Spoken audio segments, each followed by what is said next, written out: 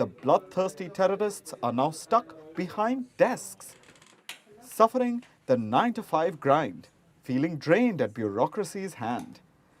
They're now battling the truly boring job of running an impoverished nation, missing the exhilaration that came with seizing control. We all know the thrill of chasing a dream job, which is not as fulfilling in reality. The only difference is, some lose the mountain life free of restrictions, and guns are replaced with pieces of junk like slow-working keyboards. And trust us, we're not making this up. A recent study shows that the Taliban is having difficulty adapting to typical civilian life. They're tired of daily things that haunt most mere mortals, like traffic, thieves, and office jobs. And they despise desk jobs. Most of them are now quiet quitting, or doing the bare minimum at their jobs. Instead of being the harbingers of doom, they're stuck in Twitter's doom scroll. They complain about spending most of their time on Twitter. They've become addicted to the internet. They say they, quote-unquote, miss the jihad life. Hello everyone, once again from the Socialist Republic of Vietnam, and I guess because I am in Vietnam itself, I can see the effects of a revolution that overthrew colonial rule, which overthrew an American-backed government. And of course, when the American-backed government in Afghanistan fell, many people were making the comparisons for when the Saigon government fell in Vietnam. And as someone who comes from an Irish background, I've told you guys, you know, my family fought the British like 100 years ago and stuff, and some were quite important people in the Republican Army. And I've always also said that I'm disappointed in what Ireland has become, because in essence, it's become another right-wing capitalist country, just like the UK. And then you just start thinking about, like, what was the point of doing all this? You didn't create a better world. You didn't create a socialist republic, which a lot of people in the OG Republican Army wanted to do. And I'm not saying it's not a good thing, of course, that the Irish overthrew the British, but then it's just like, you become so much like them, it really, really leaves a bad taste in your mouth. And I think that's what a lot of the Taliban are feeling now, because the Taliban are now experiencing globalized capitalism in the 21st century.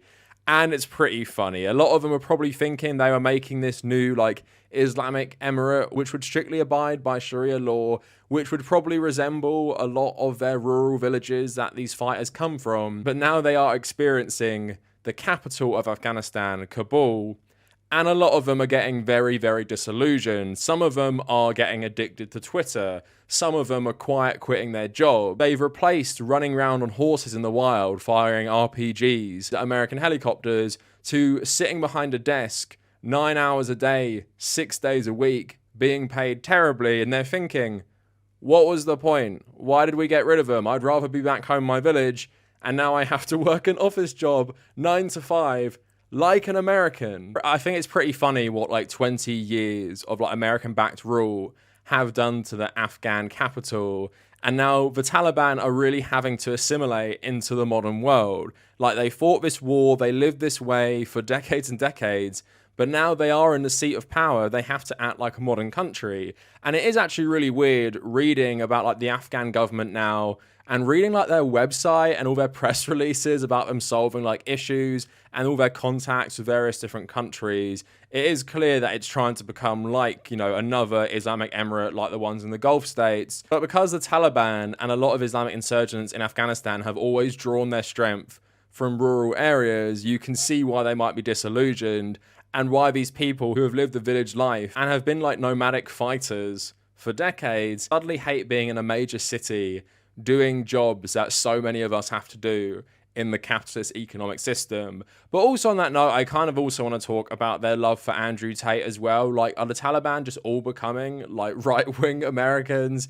And we're going to discuss all of this today. But before we go any further, please like the video and leave a comment with your thoughts. Also, follow me on social media at the Kavernacle on Twitter, but also on Instagram. Instagram is where I'm posting about my travels around Southeast Asia, and that is all archived in my highlight reels, which are on my profile page. If you care about what I've been doing over the last 7 months, please go check that out. Also, check out my Patreon page, where I've posted some exclusive travel content. Got another video coming out about my time in Thailand, and also you get access to the Discord server and also my Nintendo Switch friend code. I'm trying to build up as many $1 to $3 patrons as possible, so go check that out if you're interested, and also check out my subreddit and check out my second channel down in the description. So I'm pre-making a bunch of videos before I take a 2-week break on the last leg of my trip to go to Japan and Korea, so I don't know when this video is actually going to come out, but recently I made a video about Andrew Tate and like Sneeko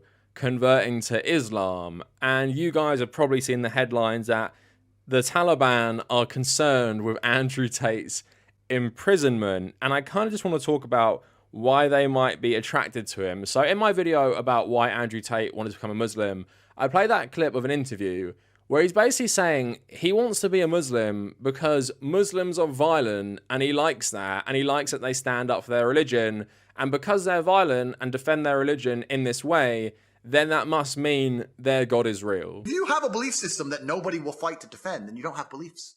Just like feminism. If nobody fights to defend it, it goes away. Like Christianity, if nobody stands up for the rules, it goes away. There is one religion on the planet today in which people stand up for the rules, they stick by the rules, they refuse to be mocked, and they refuse to completely throw away their values and belief systems under the guise of tolerance. Because they don't want to be tolerant of everything. They said, no, we're not tolerant of everything, because when you're tolerant of everything, you have no morality. That's what we talked about earlier. Baseline morality means there's some things you're intolerant of because you're a moral person. So to be moral, you have to be intolerant to a degree. There's one religion on the planet, and that's Islam. So if I'm gonna worship God, and I'm gonna worship God in a way which is true to my own personal beliefs, also what I understand about the world, what I understand about strength, what I understand about defending ideals, then there's only one religion on earth I can respect. I can't respect Christians anymore. And like I said in my video, obviously that is an extremely Orientalist view of Muslims, and also that is what the right wing used to use to demonize all Muslims, say all Muslims are inherently violent, you can't trust them, worst religion in the world. Obviously a view that doesn't hold up to much scrutiny. You can go check out my longer discussion on that in the video. But then you can see why the Taliban might like Andrew Tate for converting to Islam and then saying he likes violence, because they were a violent insurgent group who are now a violent government. But also he had an interview with Piers Morgan, who asked him about the Taliban a bit more, and he had this to say. Praised the Taliban in the past. Would you do so again tonight? The world is not black and white. The world is gray. It's very difficult to sit and make black and white assumptions about anything, to sit and say that the Taliban are completely and utterly evil and we're completely and utterly good, as you just discussed with the moral high ground. I believe that the Taliban bring law and order. It may not be the law and order we like, but it's a form of law and order, and humans usually gravitate What about towards... their treatment of women? I mean, only tonight they have banned any women from going to university. Fantastic. Let's get the feminists to go and teach them a lesson. The feminists are so tough, and they stand up and say they can do anything a man can do. Let's arm them up and send them to Afghanistan. I'm sure they'll fix it. No, but it's not. It's a serious matter, isn't it? That women don't get the education they deserve. And that's a very serious answer. If women are just as capable as men in terms of combat, like feminists pretend they are, they can go over there and they can deal with the Taliban. A lot of women do go to combat. Oh, exactly. So they can go deal with the Taliban. It's nothing to do with me. They can stand up and fight for their own rights. Surely you wouldn't defend the Taliban banning women from university. It's saying it's nothing to do with me, Piers. It's absolutely nothing to do with me. What about the Afghan women? It's nothing to do with me on any level. You don't have a view? I have a view. My view is that people naturally gravitate towards law and order, and if you didn't have the Taliban, you'd have different warlords operating in lawlessness, and there would be no way to prevent your store or your market stall getting completely robbed by someone with an AK-47, and people are going to gravitate towards a form of law and order. So although he's not like outwardly praising them, he is saying they bring law and order, and it does seem like he does actually agree with them banning women going to universities. And on a small tangent, Andrew Tate's like dialect is really interesting to me. So like myself, Andrew Tate kind of like says his T's weirdly, like all Americans love to meme British people. Says Andrew Tate has an American accent. It sounds so strange. It's like me doing an American accent and keeping that dialect. But anyway, you can see why maybe the Taliban would like him. And I just want to read this article quick. So Andrew Tate, Taliban history explored, as public relations department invites Tate brothers to become Afghan citizens. So there's this Twitter page called Taliban Public Relations Department Commentary, and I'm leaning far more to it being satire, but a lot of people are taking it seriously. If it is being satire, it's smart because it tweets things that aren't funny, and they actually are probably true, but then it tweets really weird stuff to me that indicates it's satire. But anyway, British influencer Andrew Tate and brother Tristan recently received an offer for Afghani citizenship from the Taliban's official Twitter account. A tweet by the Taliban's public relations department claimed that they were open to welcome the Tate brothers It also said that the government will provide them with masculine passports. This will not only make them Afghan citizens, but also help them with protection against kidnapping, posted on 18th of March. However, this isn't the first time that Andrew Tate and the Taliban's connections have come to light. In January 2023, after Tate's arrest, a former beauty queen had claimed that the Taliban are concerned about the brothers. The woman, Samira Khan, tweeted and claimed that she had discussed Andrew Tate's arrest with the Taliban. She said that they wanted to know if he was free and out of jail. Khan also claimed that the head of the hardline Islamic organization was concerned about the British-American personality. The former professional kickboxer was arrested with his brother on the 29th of December 2022 in Romania. The Taliban offer Andrew Tate and his brother citizenship and protection against Matrix-affiliated nations. Samira Khan also made several tweets where she claimed that Taliban leaders praised the Tate brothers. She said that they were curious to know more about the case and Andrew and Tristan's arrest in Romania. So although Samira Khan might have interacted with some people who live in Taliban-controlled Afghanistan, obviously that story is pretty dubious because the Taliban Public Relations Department commentary does have 44,000 followers, but I just don't know if it's legit, as we're going to explore right now. So if we look at this Twitter account, you see it, and it does link to like a legit website, which we're going to check out later. So you guys might think it could be legit. And like I said, they tweet stuff that I saw official Taliban accounts tweeting just after they took over. So here's a picture they posted. The Emirate welcomes Xi Jinping's historic visit to Moscow to sign extensive new bilateral trade deals and cooperation agreements. Both are our firm allies in imposing the imperial gangsters. Meanwhile, in Washington, the White House is too busy with other matters, showing a general, I think, and Biden's press secretary posing with an LGBT flag. Now, you guys might think that shows it's fake, but loads and loads of Taliban accounts were like posting memes about this when the Taliban were taking over. And then they have, tweets about things being constructed in Afghanistan, and they have other like memes about like all the presidents being in prison. But then I saw this tweet and I was like, come on, like, I don't think this is real. So after 2 decades of jihad and selfless struggle, Mohammed proudly displays his pistol at a checkpoint outside the former US base of Bagram shortly after it fell to the Mujahideen. Anti-imperialism runs in his blood. Mohammed is believed to be a distant relative of Jerry Adams, and I guess maybe kind of looks like him there. But come on, I find it hard to believe someone running the Taliban's Twitter account, official Twitter account, like even knows who Jerry Adams is. And if he does, is it really a reference people are going to get? Again, I am quite skeptical of them like tweeting stuff like that, but there's loads of stuff they're tweeting, even like saying about like Andrew Tate being offered like masculine passports and stuff.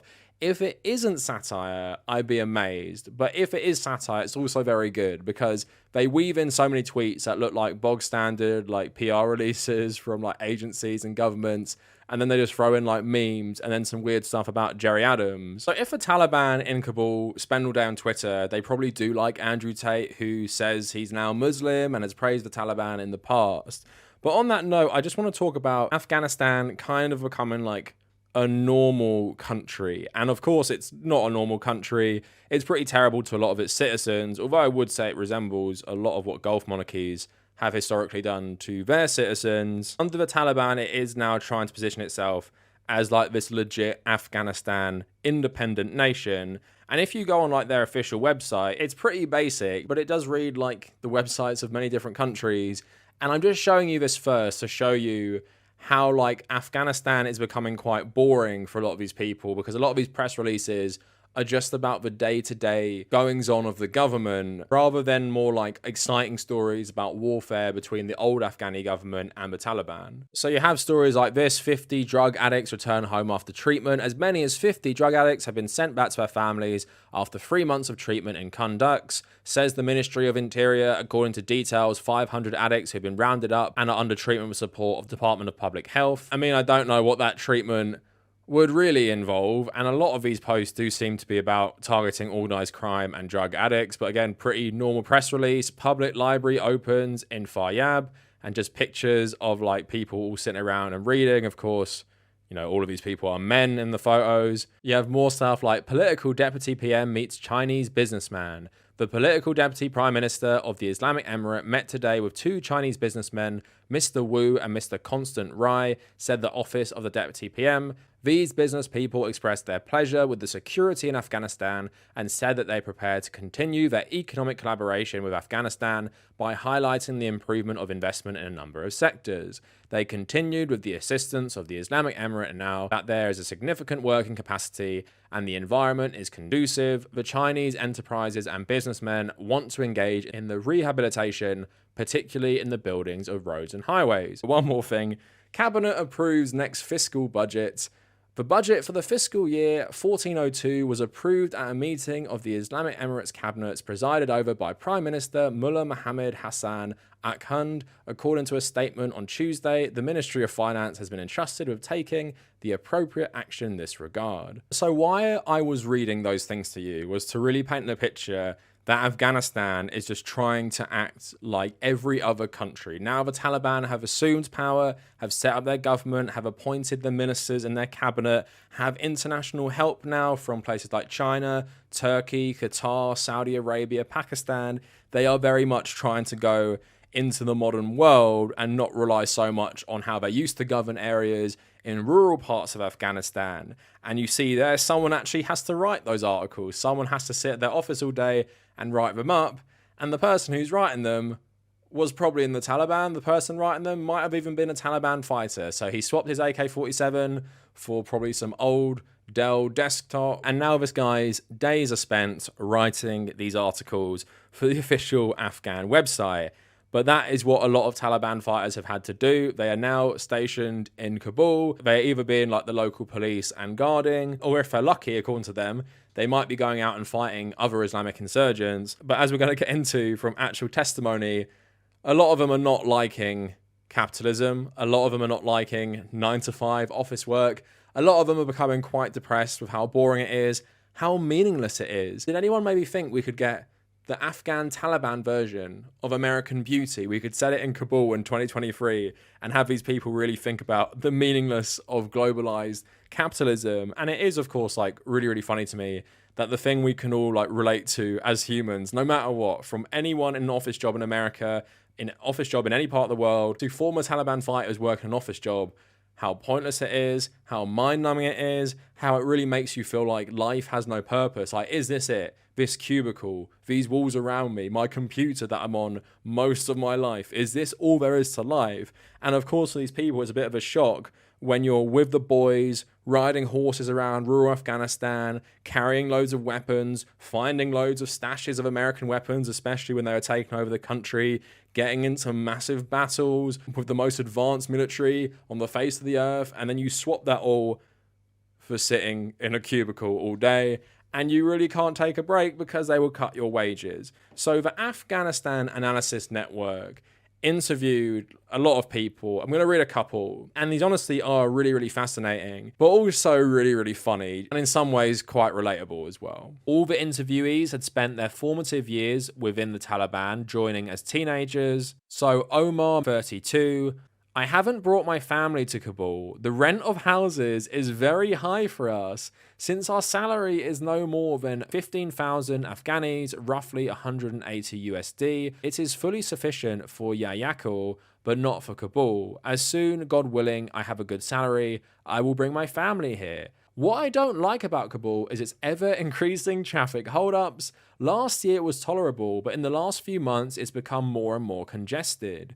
People complain that the Taliban brought poverty, but looking at this traffic and the large numbers of people in the bazaars and restaurants, I wonder where the poverty is. Another thing I don't like, not only about Kabul but broadly about life after the Fatah, are the new restrictions. In the group, we had a great degree of freedom about where to go, where to stay, and whether to participate in the war. However, these days, you have to go to the office before 8 AM and stay there until 4 PM. If you don't go, you're considered absent, and the wage for that day is cut from your salary. We're now used to that, but it was especially difficult in the first 2 or 3 months. The other problem in Kabul is that my comrades are now scattered throughout Afghanistan.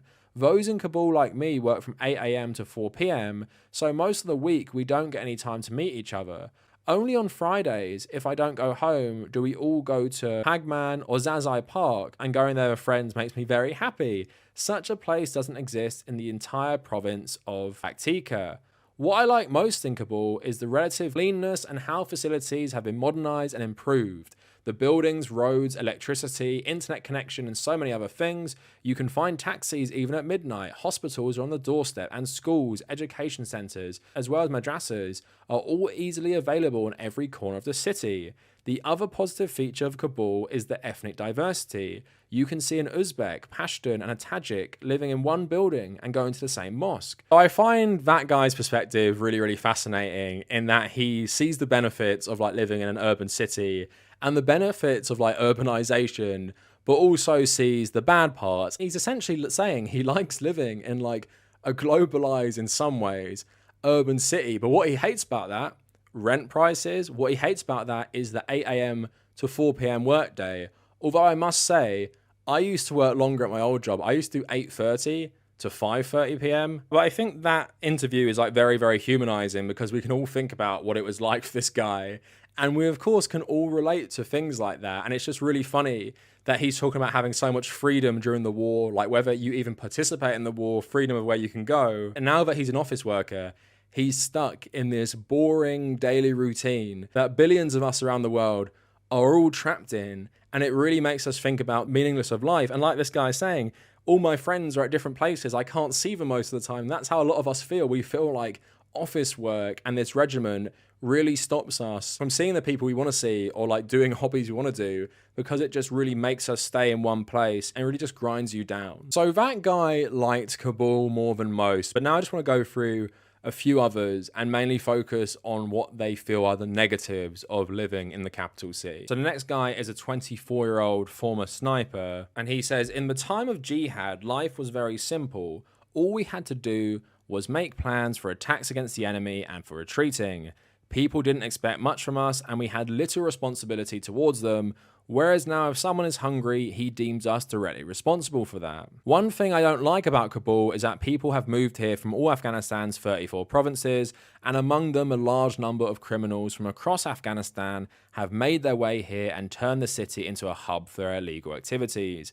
We face a lot of difficulties in eliminating crime, particularly robbery. What I don't like about the city is that it's like a closed society. This is in part bad as people don't cooperate with each other, but also has a positive feature. Unlike the village, no one bothers you about what you do, what you wear, who comes to your home and who leaves it. People don't interfere in your life and don't talk about you behind your back. Another thing I dislike, and that's how restricted our lives are now, unlike anything we've experienced before. The Taliban used to be free of restrictions, but now we sit in one place, behind a desk and computer, 24 hours a day, 7 days a week. Life's become so wearisome. You do the same things every day. Being away from the family has only doubled the problem. So another one, a 27-year-old. During the jihad, the fear of drones followed us like a shadow, and the area we operated was geographically very small in the early years. If you ask me why I'm unhappy in the aftermath of the Fatah, it's that we immediately forgot our past. Then we only had a motorcycle and a mosque or a madrasa.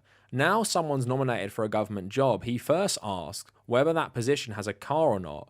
We used to live among the people. Many of us have now caged ourselves in our offices and palaces, abandoning that simple life. Very concerned about our mujahideen. The real test and challenge was not during the jihad, rather it's now. At that time it was simple, but now things are much more complicated. We are tested by cars, positions, wealth and women. Many of our mujahideen have fallen into this seemingly sweet but actually bitter traps. They forget their old comrades on whose shoulders they secured victory, and instead seek the praise and approval of sycophants. I have not considered living in Kabul permanently with a family. It's beautiful from the outside but lacks tranquility. In the village, people are with you in good times and bad. You have community. You sit together with people, talk over problems and cooperate with them. In Kabul, it's the opposite. People don't have time to even give you directions, let alone help you. For example, with a wedding ceremony, people are hurrying and running after this worldly life. They feel like if one day they don't go to work, they would die of poverty. For me at least, I belong to the village and I can hardly imagine surviving without it. So another former fighter, a 25-year-old. I sometimes miss the jihad life for all the good things it had. Similarly, in the beginning, I yearned for the village, but now I've become accustomed to my new circumstances. In our ministry, there's little work for me to do. Therefore, I spend most of my time on Twitter. We're connected to speedy Wi-Fi and internet. Many mujahideen, including me, are addicted to the internet, especially Twitter. What I dislike about Kabul is the traffic, and what I fear is the thieves.